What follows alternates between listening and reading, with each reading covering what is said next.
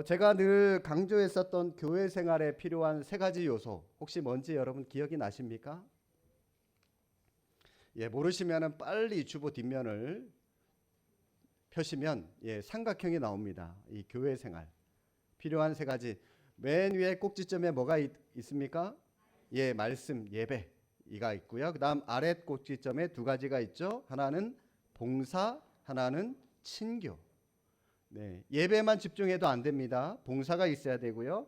예배와 봉사에만 집중하셔도 안 됩니다. 반드시 믿음의 교제, 사랑의 교제, 친교가 교회 안에 있어야만 이렇게 세 가지 조화를 이루어야만 하나님이 기뻐하시는 교회 생활을 우리가 할 수 있는 것이다라고 말씀을 드렸습니다. 이런 의미에서 같은 믿음을 가진 성도님들과 함께 이 마지막 꼭지점인 친교의 시간을 가질 수 있었던 것 어제 저는 그런 의미에서 참 행복하고 좋았던 것 같습니다. 저는 목회를 하는 가운데 우리 성도님들이 예배를 드리는 것뿐만이 아니라 말씀을 공부하거나 훈련을 받는 거 이런 것뿐만이 아니라 봉사를 하는 거, 식당 봉사, 그리고 예배 안내, 찬양대 하는 거, 교사하는 거, 그리고 또 여러분 순별로 모이는 것이나 아니면 또 전도회별로 모이는 그런 모임들, 많은 모임들이 있죠. 교회 안에 이런 것들도요. 항상 즐겁게 하셨으면 좋겠습니다. 즐겁게. 이 잔치집 같은 기쁨으로 여러분들 일을 하셔야 됩니다. 신나야 돼요. 예배를 드려도 신나야 되고요. 봉사를 해도 신나셔야 돼요. 아이들이 억지로 이 회초리 들고 억지로 공부시킨다고 아이들이 공부 잘합니까? 물론 어느 정도까지는 할 수 있어요. 그런데 그 이상은 못 넘어가요. 억지로 하는 데에는요 한계가 있습니다.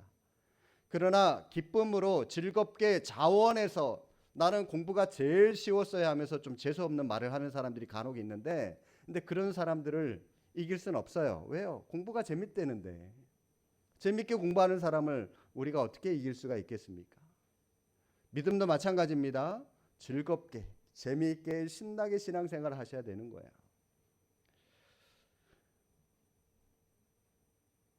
예배를 드리거나 교회에서 봉사하거나 믿음의 교제를 나누는 것들이 억지로 누가 시켜서 하는 것이 아니라 남의 눈치 때문에 하는 것이 아니라 잔치집 같은 기쁨으로 하셔야 되는 겁니다. 그런데 교회가 우중충하고 마치 초상집 같은 그런 분위기로 교회가 흘러간다면 그 교회는 이미 병들었다라고 하는 증거가 되는 거죠. 이론은 이처럼 기쁨으로 일해야 되고 기쁨으로 우리가 주님께 나아가야 된다, 섬겨야 한다라고 하는 것을 우리가 너무나도 잘 알고 있지만 그러나 현실적으로 한국 교회의 대부분의 교회들의 실상은 어떻습니까? 많은 경우에 즐겁지 않고 기쁘지 않은 그런 신앙생활을 하는 교회가 또 경우가 굉장히 많이 있는 것 같습니다. 교회만큼 좋은 곳이 없고 교회만큼 만나는 사람만큼 따뜻하고 고마운 사람들이 없는 것도 사실이지만 그러나 또 다른 한편에는 교회만큼 말 많은 데가 없고 교회만큼 아무것도 아닌 것 가지고 괜히 시비 걸고 문제 삼는 사람들이 있는 것도 사실인 것 같아요. 이전에 교회에서 제가 새가족위원회를 한 3년 동안 지도를 했었는데 그 교회가 워낙 큰 교회다 보니까 1년에 보통 한 1000명 정도가 새가족들이 등록을 합니다. 1년에 웬만한 중형 사이즈의 교회가 하나씩 득득 생겨나는 그런 셈인데 그런데 등록하는 교인들 사람들이 약 한 80% 90% 정도가 거의 수평 이동입니다. 거의 기존 성도들이에요. 이사를 하거나 직장 때문에 서울에 직장이 많잖아요. 직장 때문에 교회 이사를 옮겨와서 그렇게 등록하신 분들이 많은데 문제는 이분들이 새가족 공부를 수료를 하고 나서 그리고 나서는 어느 몇 교구에 소속을 할 건지 또 어느 순에 들어갈 건지 또 전도회는 어디에 소속되는지 이렇게 우리가 다 분류해 주는 일들을 하잖아요. 그죠? 교회에서 나눠 주는데 근데 이분들이 안 들어가려고 그래요.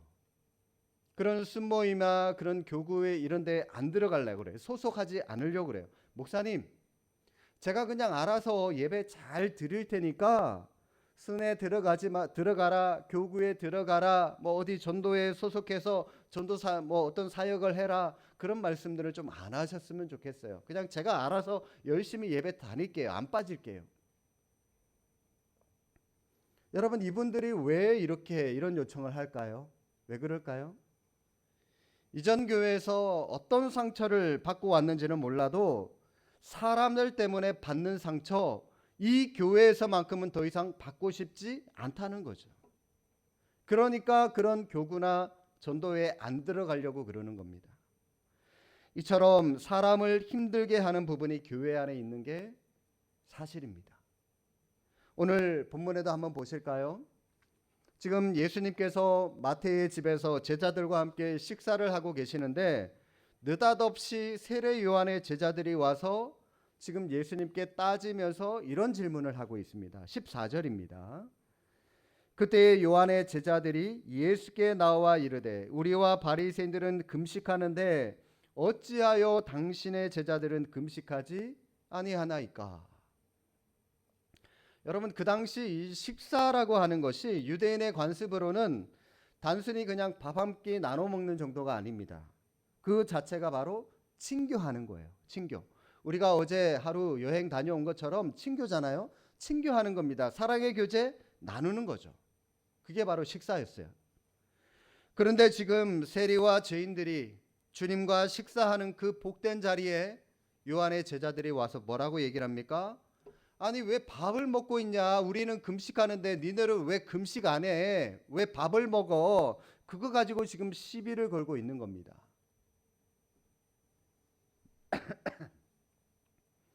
그런데 이렇게 시비 거는 사람들의 유형을 보면은 이런 사람들이 가지는 특징이 하나가 있어요. 자, 그 특징이 뭐냐면 14절 중간에 한 번 더 보실까요? 14절 중간에 보니까 뭐라고 얘기를 합니까? 우리와 바리새인들은 금식하는데. 자, 이게 무슨 말이죠? 나는 금식하는데 너는 왜 안 하냐? 지금 그 얘기입니다. 이런 부류의 사람들은 우리 교회 안에 없으시기를 주님의 이름으로 축복합니다. 없어야 돼요. 나는 새벽 기도 하는데 나는 이렇게 찬양대도 하고 나는 주일학교 교사도 하고 나는 이렇게 성경 공부도 하는데 너는 왜 안 해? 여러분, 이게 아니라는 거죠. 이처럼 이러한 항변이 섞여 있는 메시지는 우리 주님에게 책망받기 쉬운 상황이라고 하는 사실을 기억하시기를 바랍니다. 이렇게 주님 앞에 나와서 항변하고 있는 사람들에게 주님께서 뭐라고 말씀하시죠? 16절 17절에 주신 말씀입니다. 우리 함께 16절 17절 읽겠습니다. 생배 조각을 낡은 옷에 붙이는 자가 없나니 이는 기운 것이 그 옷을 당기어 헤어짐이 더하게 됨이요 새 포도주를 낡은 가죽 부대에 넣지 아니하나니 부대도 버리게 됨이라. 새 포도주는 새 부대에 넣어야 둘이 다 보전되느니라. 새 포도주는 새 부대에 놓아야 되고 또 그리고 생배 조각과 낡은 옷. 자, 여러분, 이 비유를 통해서 예수님이 우리에게 뭘 말씀하고자 하시는 것일까요? 새 포도주는 나타나는 어떤 뚜렷한 특징이 하나가 있어요. 반드시 새 포도주에게 나타나는 현상 하나. 무엇일까요? 새 포도주는 발효한다라고 하는 겁니다. 발효합니다. 포도주를 담궈 보신 분들은 아마 아실 텐데 새 포도주를 담그고 얼마 있지 않으면은 가스가 부글부글 끓어올라요. 포도주 안에서 부글부글. 그러면 그게 바로 발효하고 있는 거죠. 그렇게 가스가 부글부글 끓어오르면서 발효하면은 부피가 늘어납니다. 통 속에 포도를 약 한 3분의 1 정도 넣은 것 같은데 한참 지나고 나면은 이 통 하나가 거의 가득 찰 정도로 발효하면서 부피가 그렇게 팽창해 있습니다. 그런가 하면은 당시 사용하고 있는 이 가죽 부대는 주로 양가죽이나 그리고 염소 가죽 가지고 이 부대를 만들었습니다. 새 가죽 부대의 특징이 뭐냐? 한마디로 말하면 신축성입니다. 탄력성이 있어요. 늘어난다는 거죠. 줄어들고 늘어나는. 신축성과 탄력이 뛰어나다라고 하는 것이 바로 이 새 가죽 부대의 특징입니다. 장점입니다. 그러니까 이 새 가죽 부대에 새 포도주를 담궜습니다. 자, 어떻게 될까요? 발효가 되면서 새 포도주가 부글부글 끓으면서 부피가 커져갑니다. 그러면은 이 새 가죽 부대도 신축성이 있기 때문에 포도주의 부피가 늘어나는 것만큼, 팽창하는 것만큼 이 새 포도 부대, 부대도 같이 가죽 부대도 늘어나는 것이죠. 그런데 여러분, 이 낡은 가죽 부대의 특징이 뭐냐면, 이 낡은 가죽 부대는 낡았기 때문에 시간이 지나면서 신축성이 떨어져요. 탄력성이 사라집니다. 딱딱하게 굳어져 가는 것이 바로 이 낡은 가죽 부대의 또 특징입니다. 자, 그런 곳에 이렇게 딱딱하게 굳어 있는 이 낡은 가죽 부대에 새 포도주를 넣어 버렸어요. 어떤 일이 일어날까요? 발효하고 부피가 늘어나는, 팽창하는 이 새 포도주를 낡은 가죽 부대가 감당을 하지 못합니다. 나중에는 이게 압력을 못 견디고 이 가죽 부대가 펑 하고 터져버리게 되는 거죠. 예수님께서 이 비유를 들어서 우리에게 뭘 말씀하고자 하시는지 이해가 되십니까? 짐작이 되십니까? 지금 예수님은 예수님 자신이 전해주시는 그 복음의 말씀에 대해서 수용하지 못하는 경직되고 폐쇄된 사고방식을 가지고 있는 그 요한의 그들의 태도에 대해서 지금 꾸짖고 계시는 겁니다. 복음은 능력입니다. 복음은 살아있는, 역사하는 힘이 있습니다. 복음은 오늘도 발효하는 포도주처럼 가만히 있는 것이 아니라 발효하죠. 발효하는 거, 운동한다라고 하는 겁니다. 이처럼 역사가 나타나는 것이 바로 복음의 능력입니다. 히브리서 4장 12절에 이런 말씀이 있죠. 하나님의 말씀은 살아있고 활력이 있어 좌우의 날선 어떤 검보다도 예리하여 혼과 영과 및 관절과 골수를 찔러 쪼개기까지 하며 또 마음의 생각과 뜻을 판단하나니. 이게 복음이고 이게 말씀입니다. 복음이 있는 곳마다 변화가 나타납니다. 복음이 가는 곳마다 심령 골수가 쪼개지는 능력이 나타나는 겁니다. 이러한 운동력 있고 이렇게 활력이 넘치는 곳, 그게 바로 복음이 있는 곳마다 나타나는 역사의 흔적이죠. 가만히 있는 것은 능력이 아니에요. 복음이 아니에요. 교회가 아무런 일을 하고 있지 않다? 여러분, 이거는 복음이 없다는 소리입니다. 여러분 가정이 10년 전이나 20년 전이나 비교해서 지금과 비교해서 아무런 가정의 변화가 없다? 이것은 어쩌면 여러분 가정이 복음의 터치를 못 받고 있다라고 하는 증거입니다. 복음은 능력이에요. 발효한다니까요. 늘어난다니까요. 움직이고 있다니까요. 항상 복음은 운동하고 있다는 사실, 역사하고 있다는 사실 기억하시기를 바랍니다. 그런데 저는 이 히브리서 4장 12절 말씀을 읽을 때마다 제 마음에 큰 부담이 있습니다.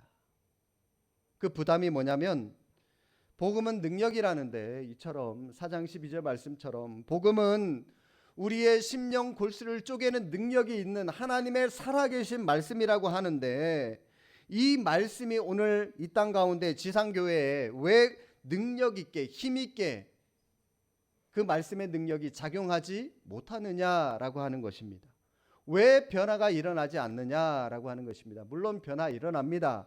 그런데 이 변화보다 변화가 덜 일어나는, 많이 일어나지 않는 교회가, 또 성도들이 훨씬 더 많기 때문에 제가 이러한 말씀을 드리는 거예요. 여러분은 왜 교회 안에 이러한 복음의 능력이 나타나지 않는다라고 생각을 하십니까? 혹시 우리의 심령이 이 낡은 가죽 부대처럼 딱딱하게 굳어져 버려서 신축성이 사라져 버렸기 때문에 살아 움직이는 운동력 있는 복음의 역동성을 우리의 이 경직된 마음들 때문에 가로막힌 것은 아닌지, 오늘날 교회 안에 경직된 시스템, 어떤 조직, 그리고 폐쇄된 사고방식을 가지고 있는 목회자나 우리 장로님들, 어떤 교회 안에 있는 지도자들 때문에 이러한 복음의 능력이 잘 나타나지 않는 것은 아닌가, 그러한 생각 때문에 늘 마음의 부담감이 있다라고 하는 거죠. 제가 작년 휴가 때 우리 가족들을 데리고 경주를 다녀왔습니다. 한 2, 3일 우리 부모님 집에 같이 지내다가 마지막 하루 이틀 남기고 수원으로 돌아오려는데 뭐 집에 와봐야 뭐 더운데 뭐 어디 나가겠습니까? 그래서 뭐 구미를 들렸다가 그래 이때다 싶어서 경주를 한번 데리고 갔어요. 뭐 가깝잖아요, 구미에서. 휴가 기간인데 뭐 그쪽에 사람들이 많이 안 가니까 뭐 주로 동해안이나 바닷가나 많이 가지 내륙지 가면 거의 안 가니까 이 휴가 기간임에도 불구하고 숙소도 뭐 좋은 펜션도 아주 저렴하게 그렇게 빨리 잡아서 쉴 수 있었고요. 또 제가 초등학교 때 수학여행을 이 경주로 갔다 왔기 때문에 갑자기 생각이 나서 우리 아이들에게 우리나라 역사나 문화에 대해서 뭐 이때 아니면 언제 한번 또 경주를 가보겠나 해서 한번 들렸었는데 그래서 뭐 안압지나 또 첨성대 이런데 이 문화유적을 답사를 하고 왔었는데 그런데 사실 한번 보십시오. 우리나라 문화라고 하는 게 전부 다 불교입니다. 불교. 보물이라고 하는 게 전부 다 불상이고요. 전부 다 불교 문화입니다. 우리가 이렇게 이 불교 문화권 안에서 유교 문화권 안에서 이런 곳에서 아무런 그리낌 없이 그냥 유교와 불교를 아무런 생각 없이 그냥 받아들이고 우리 문화로 받아들이고 그렇게 우리 문화 속에 살고 있는 우리에게 듣지도 보지도 못했던 예수 그리스도의 십자가가 전해졌을 때 우리가 어떻게 반응했습니까? 우리가 굳어 있지 않고 마음을 열어서 이 새 가죽 부대처럼 신축성 있게 복음을 받아들였으니까 저와 여러분들이 이 자리에 앉아 있는 거 아니겠습니까? 우리 경기도 지역이 예수 믿는 비율, 이 복음화 비율이 23%라고 그럽니다. 제가 말씀을 준비하면서 기독교 사이트를 한번 검색을 하고 자료를 찾아봤는데 최근 자료가 2018년 자료더라고요. 아마 이 코로나 때문에 일을 잘 못한 것 같기도 한데 아무튼 그 자료를 좀 참고를 해서 봤더니 경기도가 23%.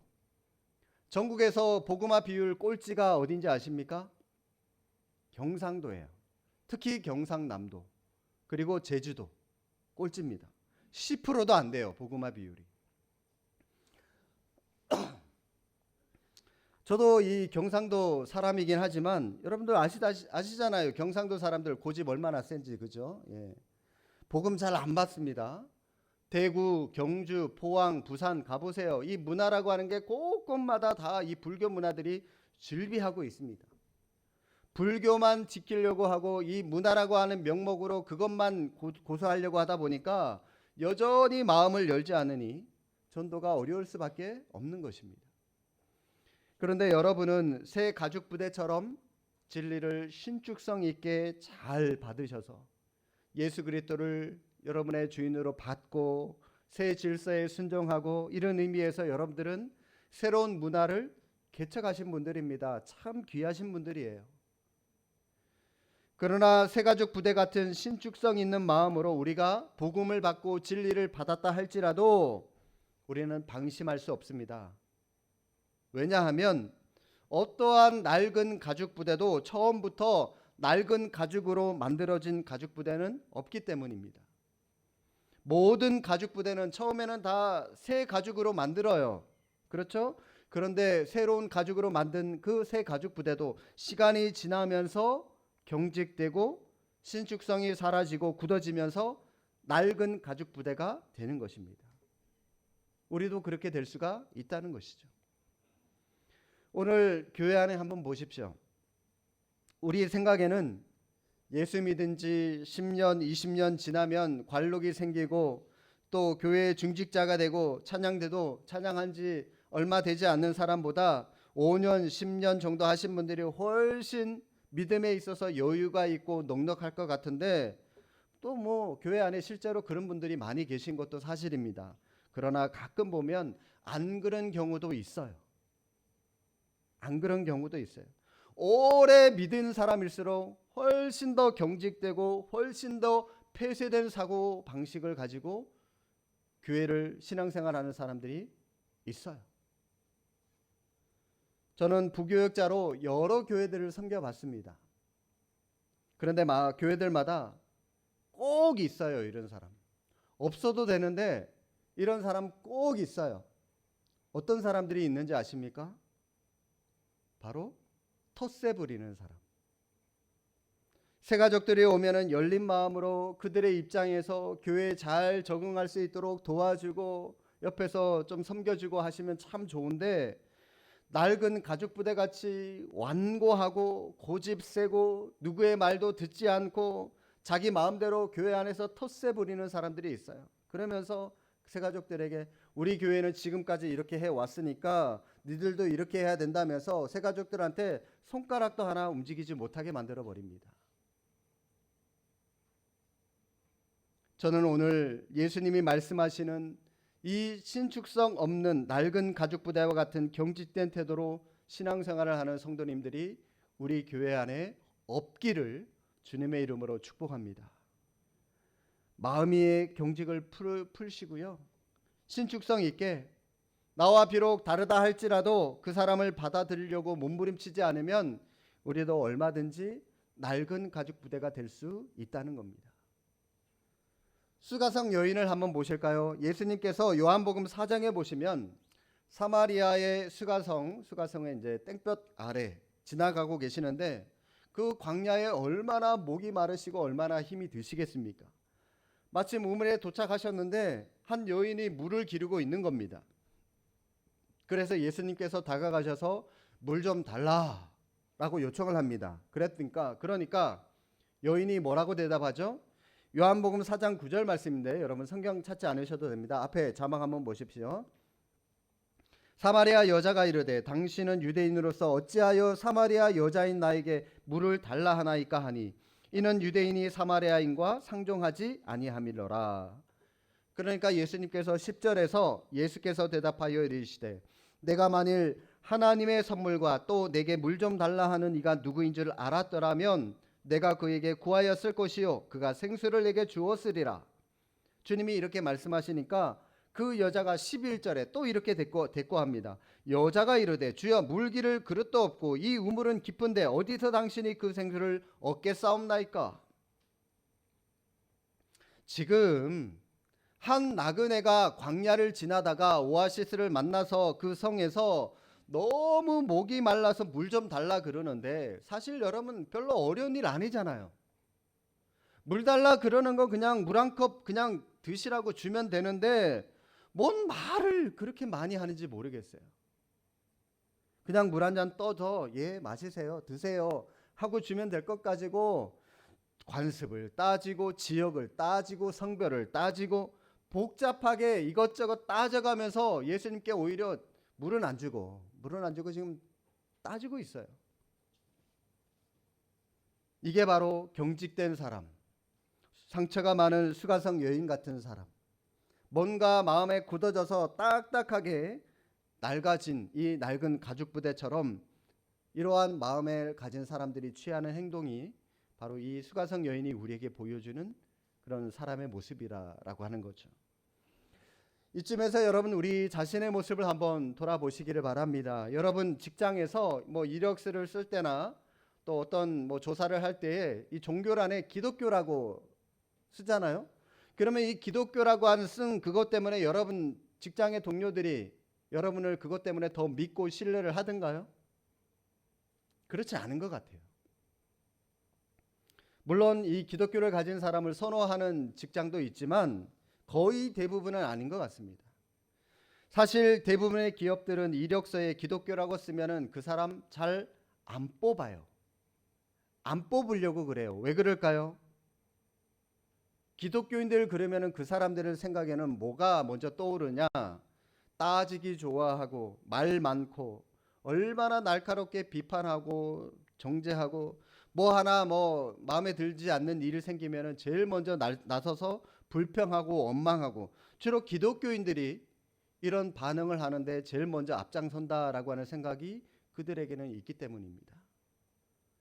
물론 여러분 이 부정직한 일이 있을 때 거기에 침묵하는 공동체에 대해서 내가 뭐 총대를 메고 나서는 그런 일도 없잖아 있는 것도 사실이지만, 그런데 여러분 우리 반성할 거 많습니다.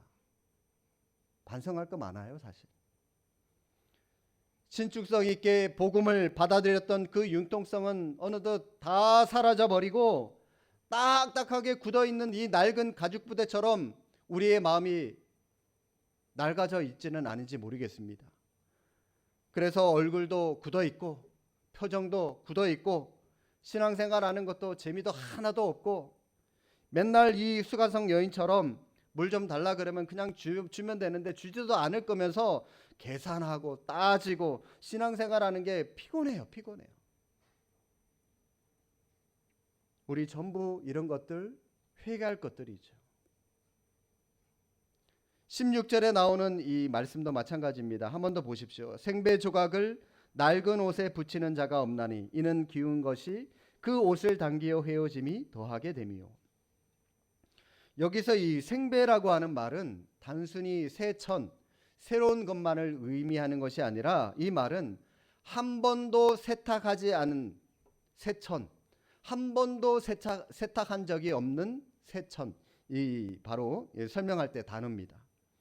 세탁한 적이 없다는 것이 바로 중요한데, 왜냐하면 여러분은 어릴 때 설날이 되면은 아마 부모님이 설빔을 해주신다고 해서 새로운 옷을 여러분들에게 장만을 해주시죠.